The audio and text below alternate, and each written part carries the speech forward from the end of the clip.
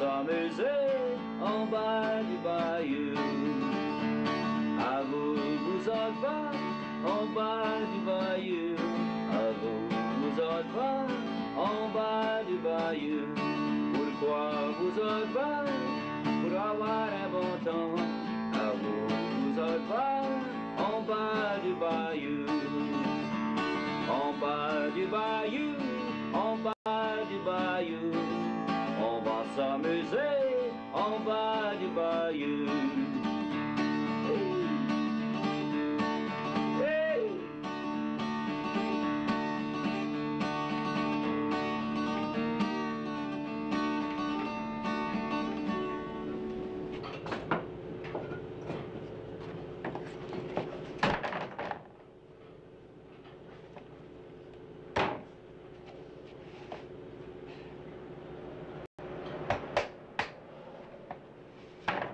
No use for me to try to put something in that, just a little scratch. Get some medicine for my blood and keep it thin. Now my little scratchy.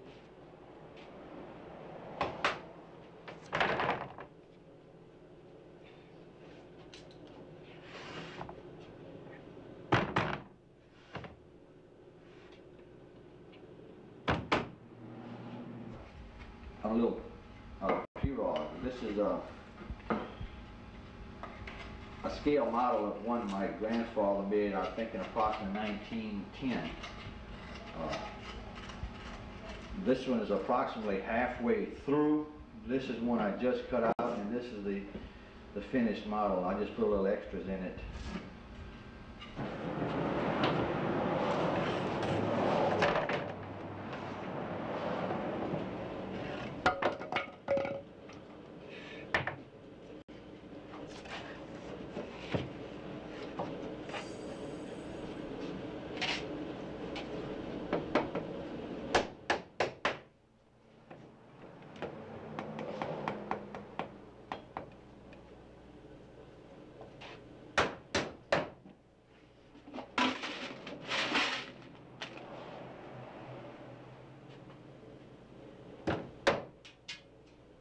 Tell me if I go too fast, it's too slow.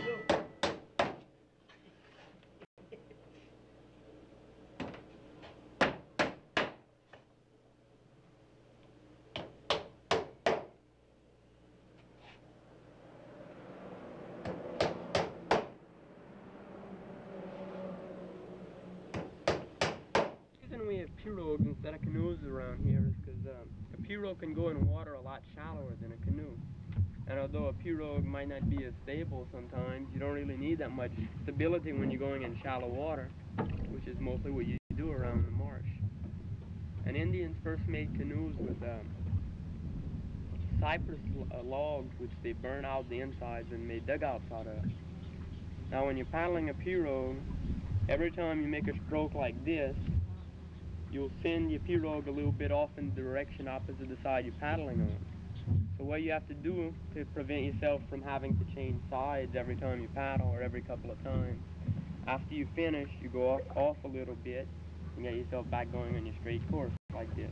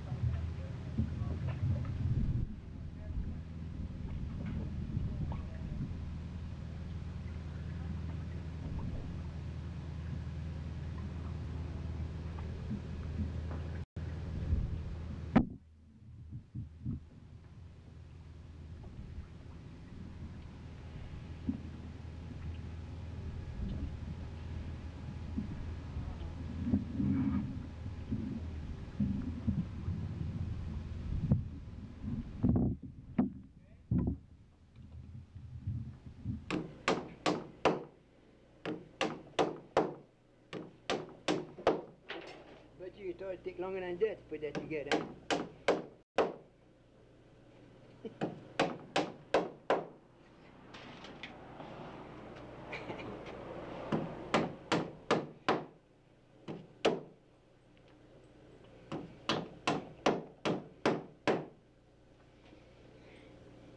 shit every day.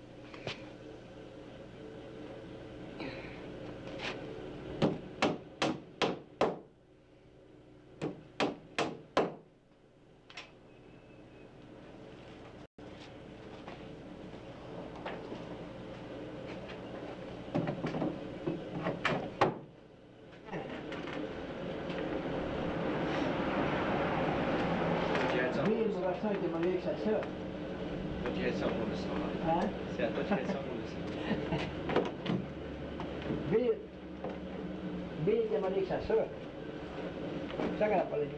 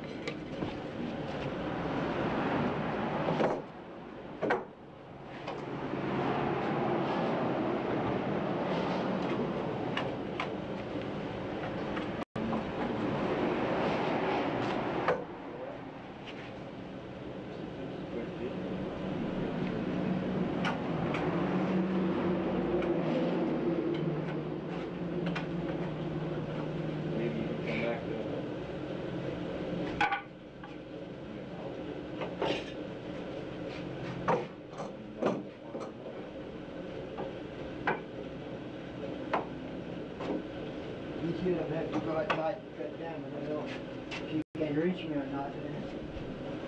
Right there.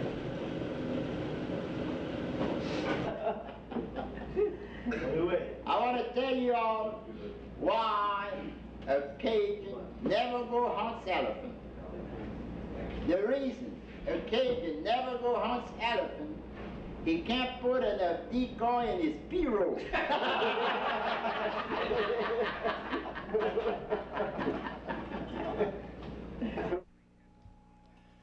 Decoy carving goes a long way back in Louisiana. The Indians used to use decoys. Charles Frank, who wrote a book on Louisiana decoys, told me that it's the only art form in America not brought over from the old world. But that it's an art form at all is new. The tradition of decoys is that there were necessary tools, like hammers or plows, used to draw the birds into the range of the hunter's gun. It's true each carver had his own style, but detail was not that important, because, as many as a Cajun hunter will tell you, once he's close enough to get a good look, the duck's as good as in the gumbo pot already. Nowadays, though, since wooden ducks have been replaced by plastic ones, carvers find that technique and detail have replaced sheer quantity as what to aim for. Though decoys today bring 100 times what they did 50 years ago, no one can afford to make a living from it nowadays. A professional carver 50 years ago would turn out at least a bird a day. Nowadays, due to detailed work put on each decoy, one bird may take several months. These two men are Willard Chauvin and Gregory Carlos of the Lafourche Carvers Association, an organization founded in Lafourche Parish to promote the hobby. Efforts like these are keeping decoy carving from going the way of the dugout pirogue making, footnote building, and quilting as lost arts.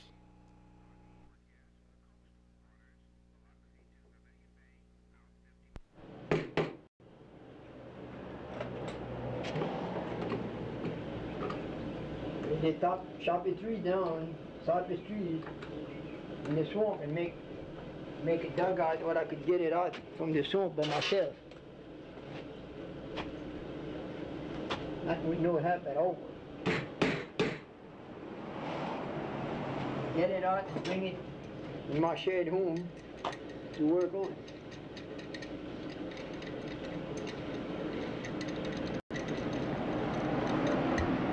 When I was a young man in those days, I work a whole lot.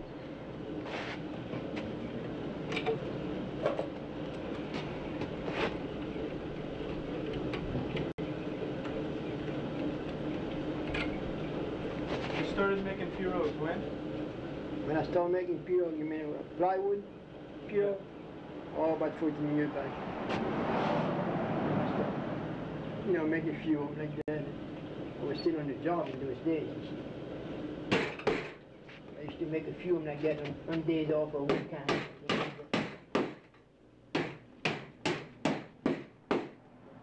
been having this shop open for 7 years.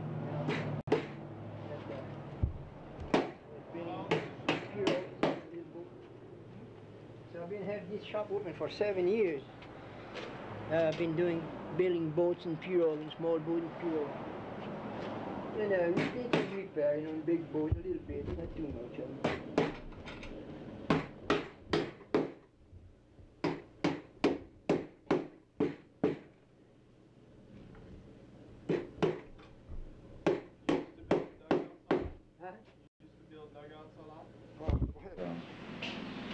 What I call mostly is not the decoy as such, but I enjoy doing more the decorative type of carving, although there is a demand for decoys. There's a number of materials that can be used for decoy carving or carving of any kind. The tupelo gum is one of the best desired material. And this piece here is made of tupelo. If you notice, there is very little or no grain in the wood, and it is easily carved in any direction. You can carve across or any way, and it doesn't split, and it lends for good carving. Another wood that's used for carving is the regular cypress. This is old red cypress, and that was used in a house as I remodeled. Notice that it has very close grain to it, and is pretty, and can be used for natural finishing, which shows a very good grain in it. One of the drawbacks for using this type of lumber is that it may split, and you cannot carve in any direction. It has to be, you have to be very careful with it, in that you may start a cut in it, and it'll split all the way off, causing you to ruin the piece. There is another one used also, and this is one that is very, very light, similar to a balsa wood, and this is the cypress root. Cypress root. It's a regular root of a cypress tree that goes underground, and it's taken out, it's dried, and becomes very, very soft and easy to carve. It has a grain to it, but it doesn't split as the other cypress wood. The wood is cut into blocks, and from these blocks we make the body of a duck, such as this, or the head, such as this. The block is marked on. We have a pattern. I use a pattern. Not all carvers use a pattern. It's up to the carver. Some of them just draw on the block and then just cut it out like that.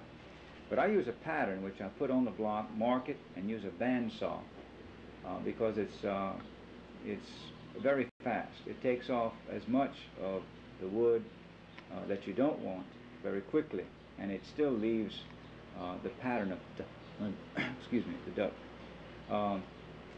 This happens to be a teal, and which comes out like this. You get a silhouette of the duck, and of course there's no, it doesn't give any detail this way. This has to come from the carver's head. This is the silhouette such as is on the pattern. Once I get this, then I use a hatchet and take off a lot of the wood, leaving what I want to leave on the head part. A guy told me one time, he says, the best way to carve is to take off everything off a piece of wood that doesn't look like a duck, and it leaves the duck. Then from here, after I use the hatchet, knocking off all of the parts that I don't want, then I use a knife of some kind and then whittle it out to look more like a duck. This way. This is the head, which would fit on a body like this. Of course, this is not finished, and then it comes out after much whittling. It comes out to be this one. See, the head is glued on and then worked down into this product.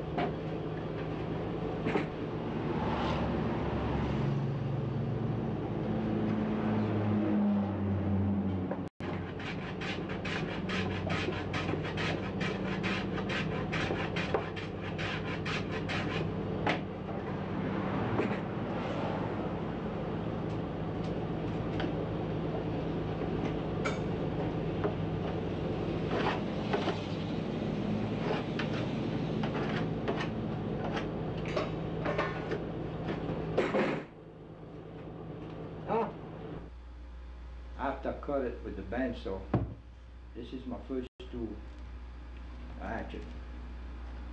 Then I take my spoke shave, and then after that I finish it with the knife and sandpaper. And this is the only tool that I use, called this duck over here.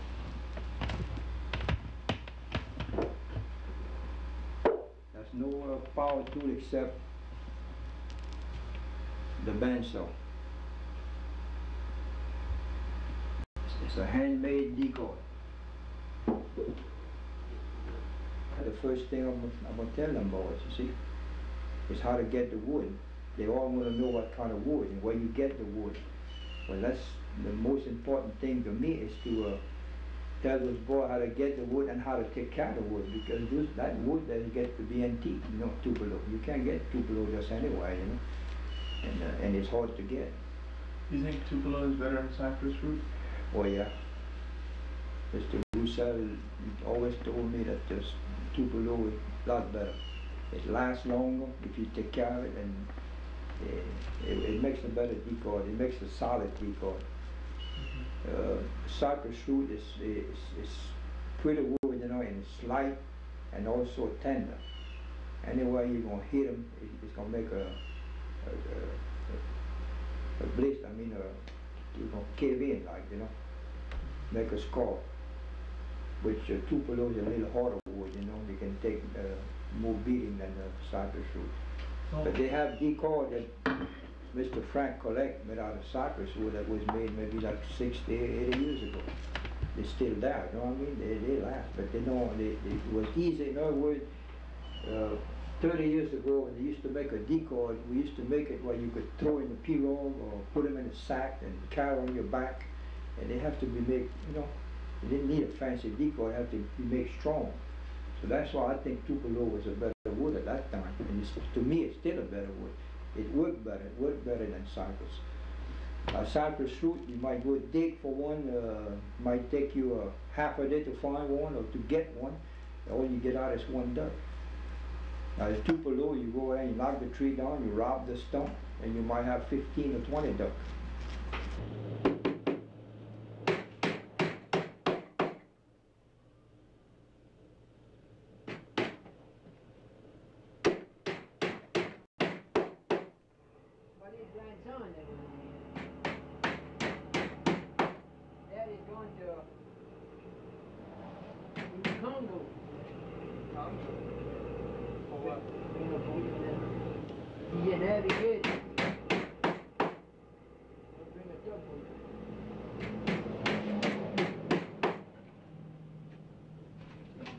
Back, she's not gonna stay over there, just bring it over and come back.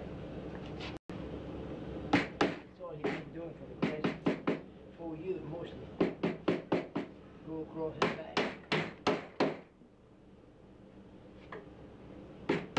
Sometimes he go pick a boat and bring it over here, some other time bring one over there.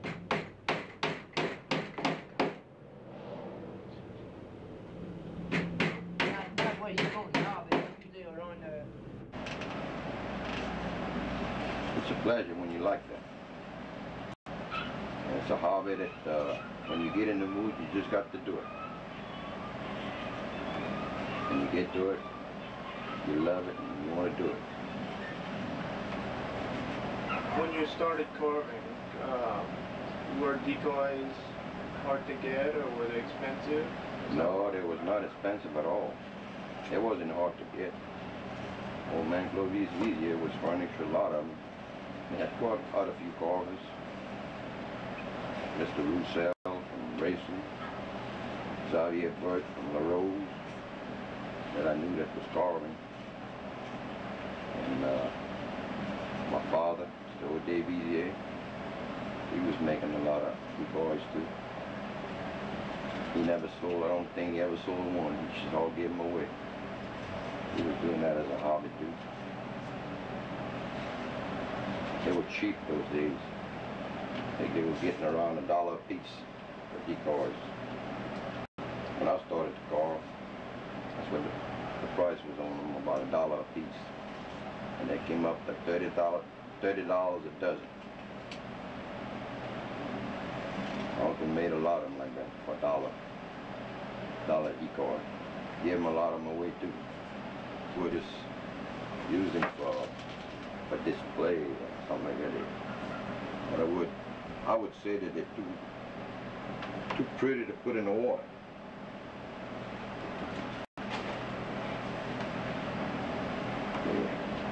Burns fatters on them, and I mean they do pretty nice work. Of course, me, I've burned one or two of them, but I'm through with that. That's bad for my eyes.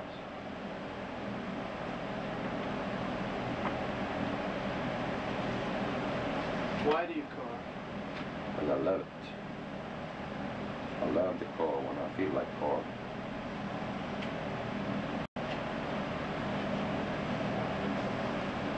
By the time a fellow wants me to make him a parallel duck decoy, make them, you know what I mean?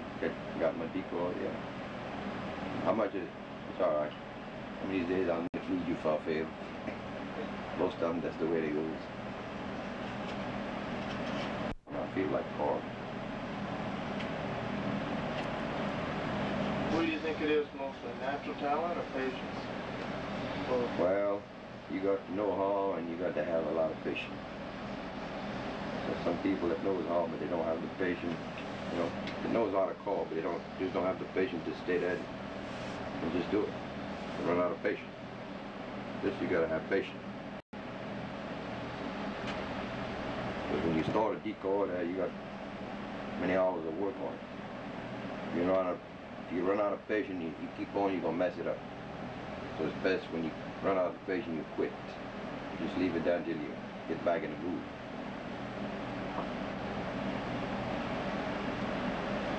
I think that's what's wrong with my brother. He's a good caller, but he discussed, started something, and sometimes he don't even finish it.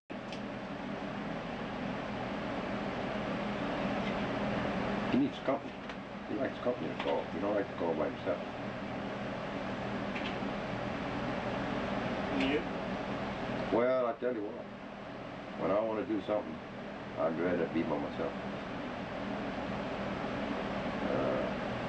Well, I don't mind calling with somebody else, you know, once in a while. But when I do something, I'd rather be by myself. That's why you have this little shed. If I make a mistake, nobody don't know about it. I done a lot of carving in the kitchen.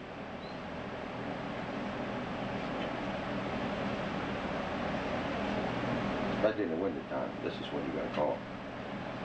That's when I carve the most, in the winter time. Summertime, well, I like to go fishing once in a while, and it's not like the winter time.